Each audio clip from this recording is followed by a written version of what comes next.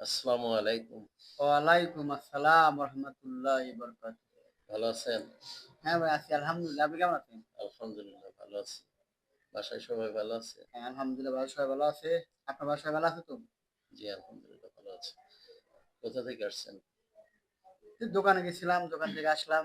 বাসায় যাবো। তো আমাদের তো সামনে বড় কাজ আছে, তাই না?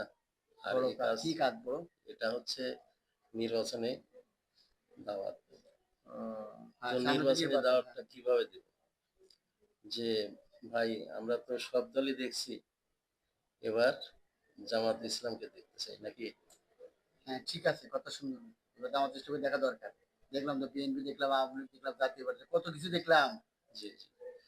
তো কেউ আমাদের ভাগ্য সবার পরিবর্তন করতে পারলো না। হ্যাঁ সবার ঠিক আছে। মাঝে একটা কথাই জানাই দিতে হবে যে এবার আমরা নতুন একটা দল দেখব হ্যাঁ ইনশাল্লাহ। আর ইসলামের দল দেখব। অবশ্যই।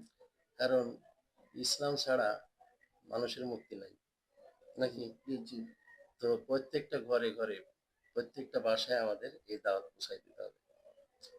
ঠিক আছে? ঠিক আছে। যে ভাই আমরা এবার জামাত ইসলামকে ক্ষমতায় যদি আসে তো এর সুফল অবশ্যই আমরা পাবো।